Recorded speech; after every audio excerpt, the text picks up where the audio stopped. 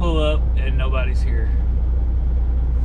And so I call the number, they don't answer. Now go on Google, pull up Send Oil Corp, call that number, takes you to a 24-hour emergency number. Talk to a lady. She gets me in contact with someone else. That guy says he gave me 2 numbers to call, and he said if they don't answer, there's a security guard at a certain door. Go knock on the door, he'll open the gate for you, you can drop the trailer. I called the 2 numbers, they didn't answer. Went to look for the security guard. There's no security guard here. So I started thinking to myself, I was like, okay, I'm gonna have to wait another day, wait till tomorrow. The problem is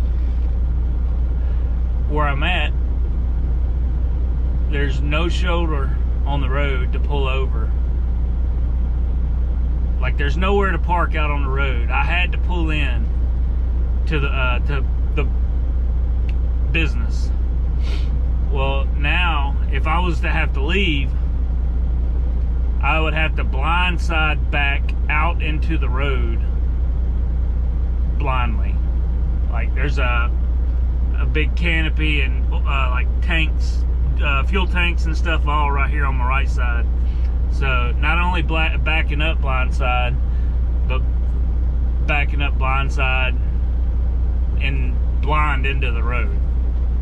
That would have been fun. Basically, put your hazards on and hope they stop. There's nowhere else I can turn around. So luckily I got a hold of somebody. One of the numbers I called, he called me back. He said, yeah, give me about 20 minutes, put some shoes on, I'll be down there, get you unloaded. So yes, like old boy off Napoleon Dynamite. Thank God.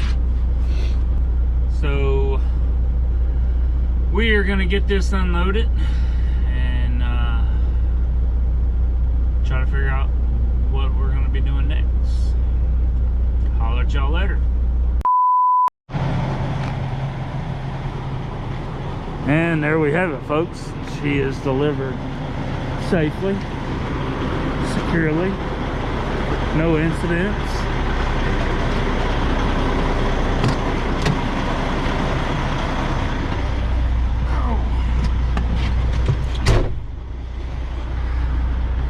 Didn't do too bad for a rookie.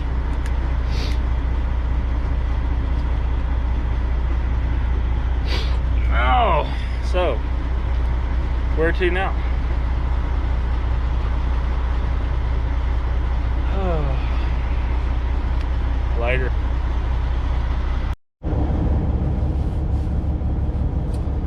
What's up, everyone? So, not being able to find freight today, or find anything today, power only wise, because today's a holiday. I forgot all about the holiday last week, or forgot about today being a holiday. But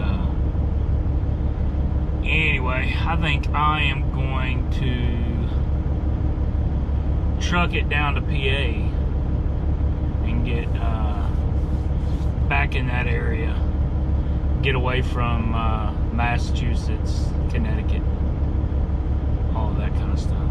So there's yeah, like I said, this area is not trucker friendly at all. So get back down in that area. I should be able to, I'm finding some stuff that's posted picking up tomorrow that'll get me back in the Cincinnati area. Just nobody's answering on it. So get up bright and early in the morning and make some phone calls, see if I can't find something. Try to get some money on the truck. The more money I can make it, the more money I make. So anyway, we'll holler at y'all later. What is up, folks? This one's a doozy. So we picked up a StepDeck power only. Just taking the trailer, picking it up in Troy. Got bugs all over me. Picking it up in Troy, Pennsylvania, going to Little Village or Lake Village, Indiana. One of the two, I can't remember, but she ain't pretty.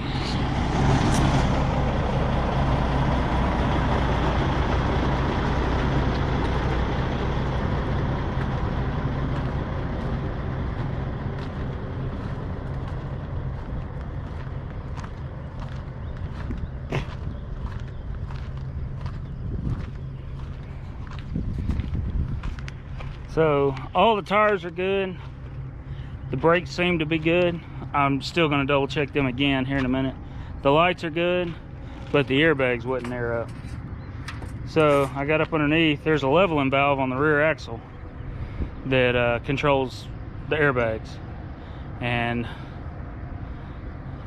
that was rusted out. Everything's rusted out up underneath. So I went over and talked to the guy that's here, and he had some clamps and a little ratchet. So we are going to try to get that fixed, and then I'm gonna go over a few other things, make sure everything's good, and get on the road. Hopefully, we'll see. This is where that clamp was, right here, that controls the leveling valve. Oh shoot.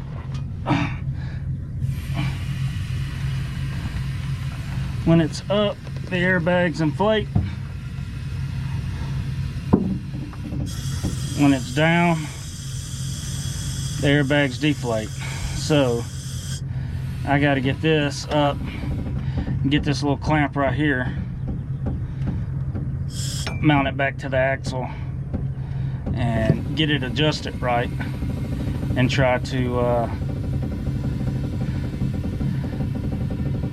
get it to where they'll stay up. Whoa. Well, that didn't quite work out. Some shady shit went down. First off, as you can see in that last clip, the trailer wasn't in the best of shape. So I'm gonna try to get a little more money out of it, just a little bit, for my time having to fix the trailer. And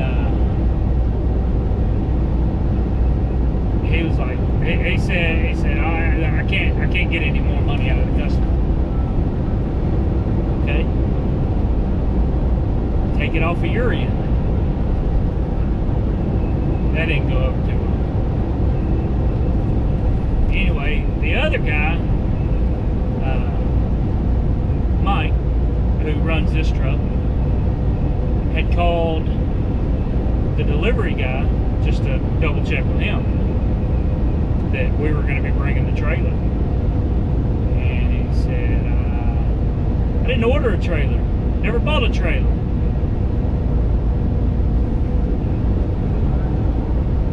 Like, it's got your address, your name.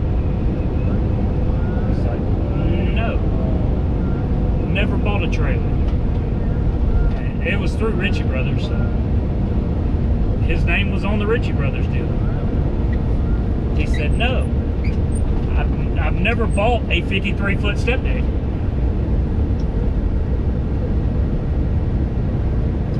So I called the broker back. After Mike called me, I called the broker. I was like, hey bud,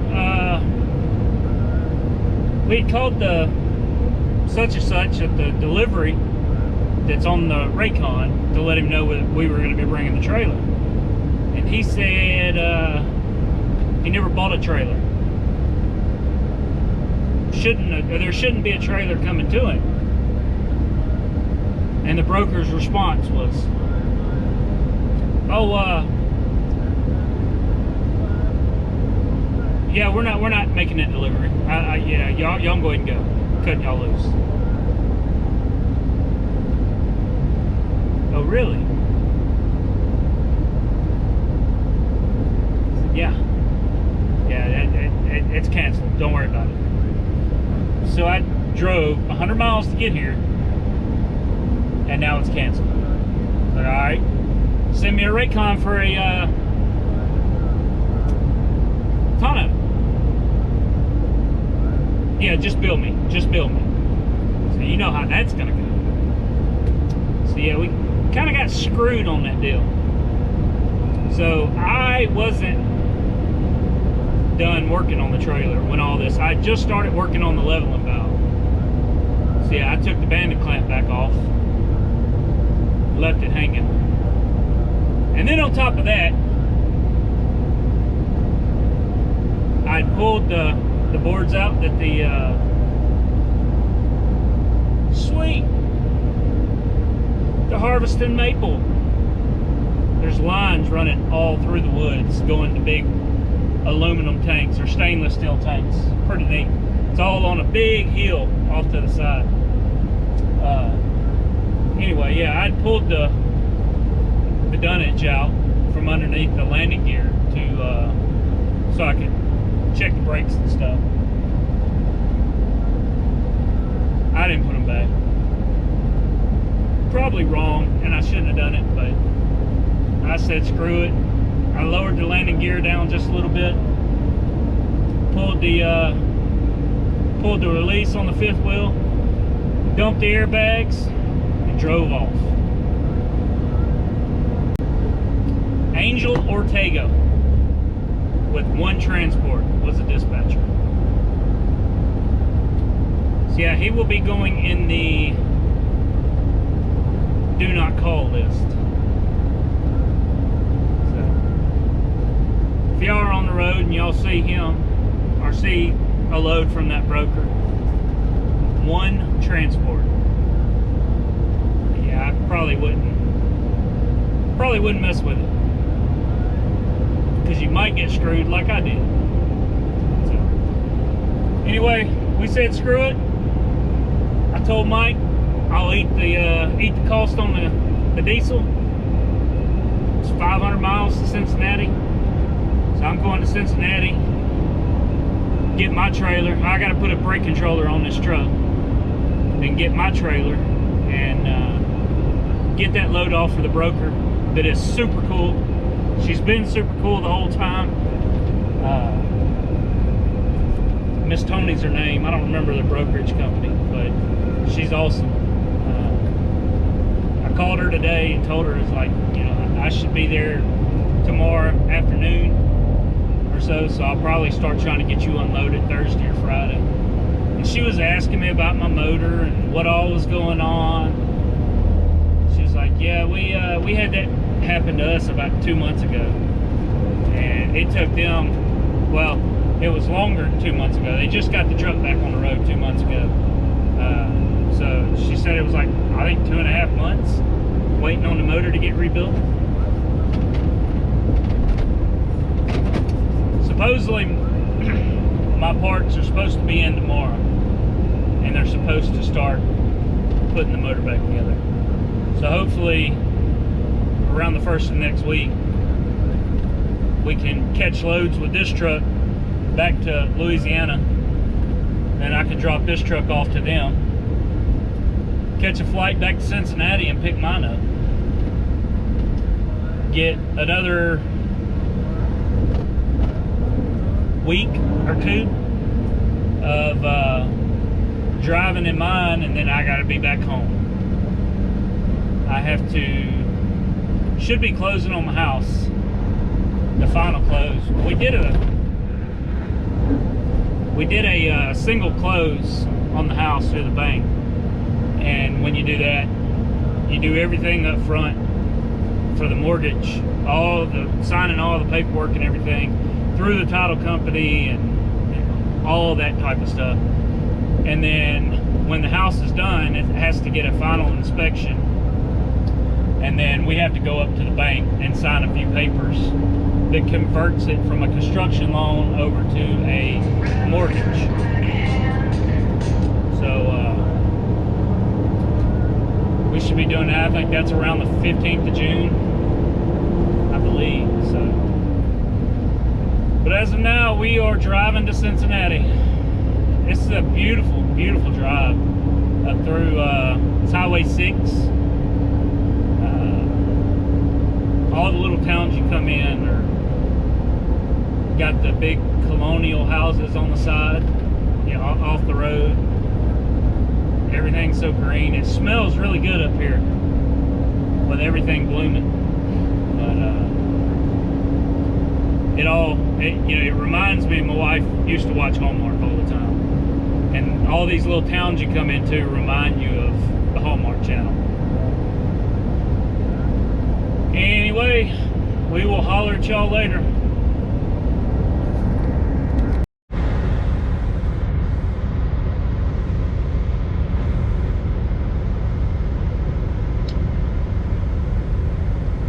So today was a crappy day, but that made the week crappy.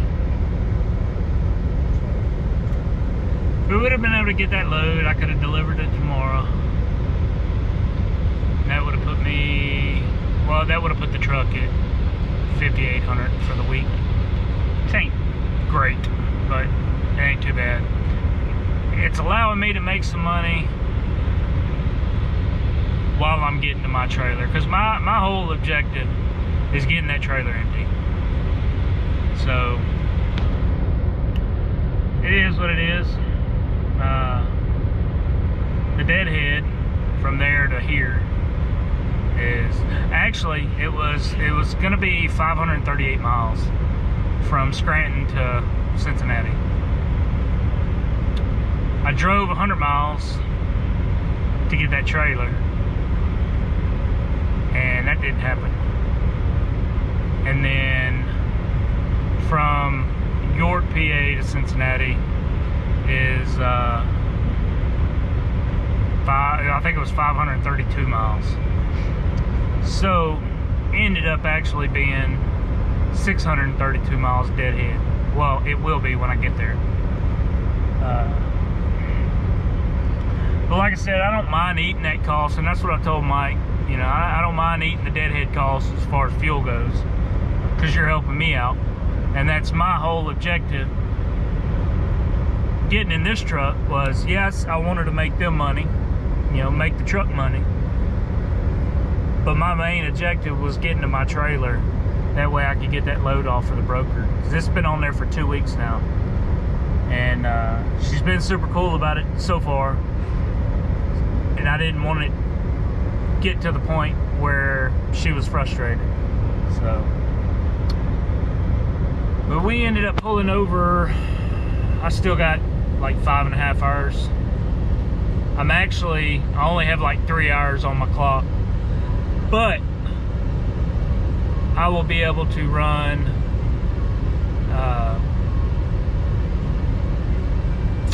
where are we at?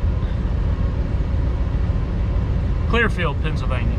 But anyway, I'll be able to run recaps, because like I said, I picked the truck up Wednesday, a little 5-hour trip down to Houston, and then Thursday I did run like 13.5 hours, so close to 14. But every day since that, I've kept it around the 8 to 9 hour mark. I think Saturday and Sunday, Saturday I believe was 6.5 hours, Sunday was 7.5 hours. So I should have quite a bit of recap coming to me tomorrow after midnight tonight. So shouldn't have a problem getting over there tomorrow. I should be able to keep running, honestly. I should have. I haven't figured out how much recap or how many recap hours I have yet, but I should have plenty enough to get there tomorrow, and then I should be able to have recaps Thursday to run to get that load dropped off. I should run back into recaps Friday, so I should be able to keep running them recaps instead of having to do a 34 and sit. So that's the plans. Yep. Kind of a crappy day though. That irritates the crap out of me with that broker. One transport. Don't use them. The guy's name was, the guy I was dealing with,